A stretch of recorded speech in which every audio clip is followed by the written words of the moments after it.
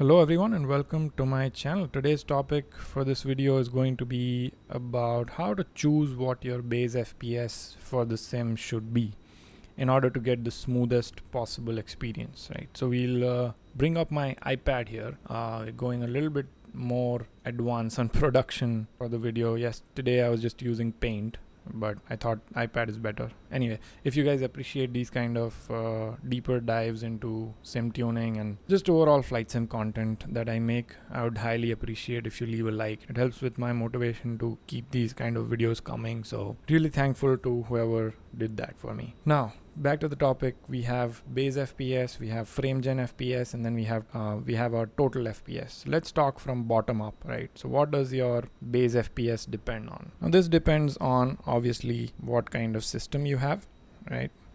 So system specs is one of the things. Second, it depends on what kind of total FPS you want, because depending on what kind of total FPS you want, you will choose your base FPS differently. Third, it depends on your monitor's refresh rate, right? Because depending on what kind of refresh rates you can do, you might have to edit your base FPS around so that you can multiply that base FPS to get your total FPS.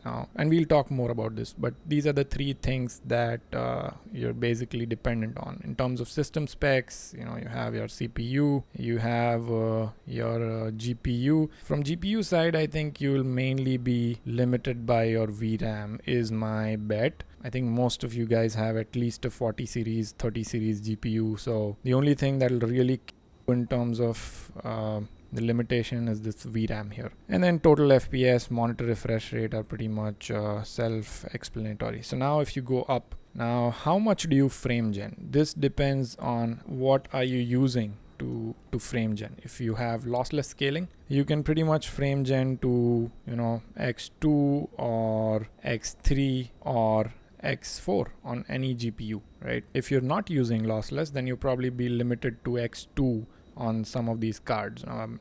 Correct me if I'm wrong in the comments, but my recommendation on this would be MR will be my recommendation will be to stick to either 2x or 3x, because you don't really need that many frames to get a smooth experience. So I would stick to either 2x or 3x. If you're doing 4x, that means you are reducing your base FPS way too much.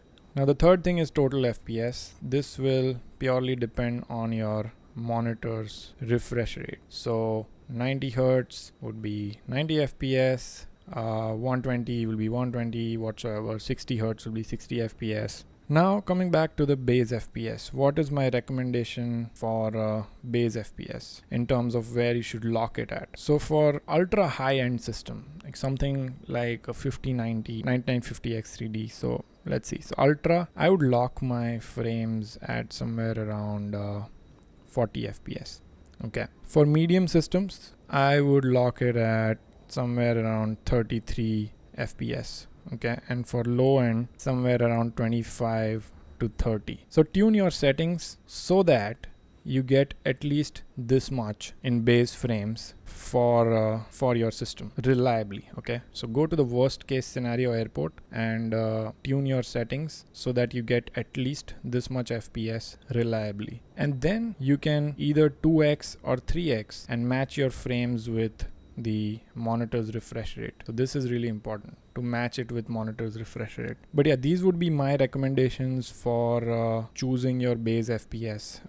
Ultra 40 is really nice because if you're locking your frames to 40, you're able to pretty much push every single setting to ultra, and you're also able to have a TLOD of somewhere between 200 and 300, which is more than enough to get a really good looking sim. Same way for medium. If you're locking at a 33 FPS, I think you should be good with most of the settings to high and TLOD of somewhere between like 100 and 200. And for low, 25 to 30 FPS should be easily achievable with medium settings and TLOD of like 75 to 100. You're just limited from the TLOD standpoint here.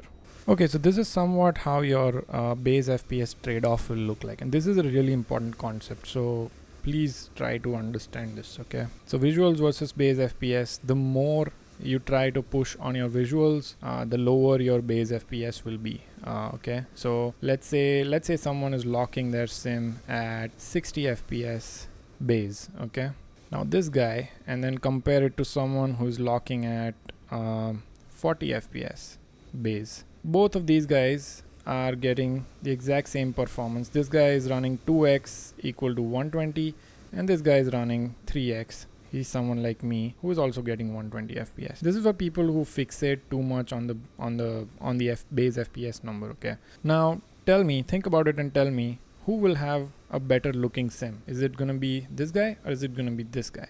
If you guessed correctly, you would have thought that this guy would have a better looking sim. And why is that? Because this guy has to only get a base FPS of 40 to get to total of 120, while this guy has to turn his settings down quite a bit, TLOD and all that stuff. You'll have to turn down the settings quite a bit to get to a reliable constant 60 FPS base, because if he doesn't get that, he will not be able to achieve this 2x frame gen up to 120 because his monitor is 120 Hz. This is just an example. Okay, think about this in terms of all the other refresh rate levels that you can think of, like 100 FPS. You can do 33 multiplied by whatever, I can't do math here, but how did I become an engineer? I have no clue. Anyway, you get the point here, that don't cap your FPS at a really high value and try to not use that much frame gen, because then you're just sacrificing on visuals too much. So find that middle ground. You also don't want to go down to, like, let's say 20 FPS of base cap, because then you'd have to multiply it by a very high multiplier to let's say multiply it by a variable a. You have to multiply it by a very high multiplier to get to your refresh rate. And also, if you go too low on your base FPS, remember that each frame, let's say these are all different frames, right? You still need enough number of frames in order for frame gen to interpolate and put more frames in between. If you have too less of these, it's going to still look choppy, because frame gen will have to introduce more of these fake frames, which will not look nice because it is interpolating it based off of a very sparse availability in frames. Hopefully that makes sense. So this is the trade-off, and this is where you want to be, where you're not sacrificing your visuals, but you're also not dipping your base FPS so low that frame gen is not able to efficiently do its work. Okay, anyway, hope you guys enjoyed that video. Hope you guys like this format of me just sitting and sketching things out. So yeah, as usual, thank you all for watching. Thank you all for your attention. Thank you for spending time on my channel. It really means a lot to me. Hop into our Discord if you want to level up your sim. We talk about a lot of different things, G-Sync, V-Sync. Maybe I'll make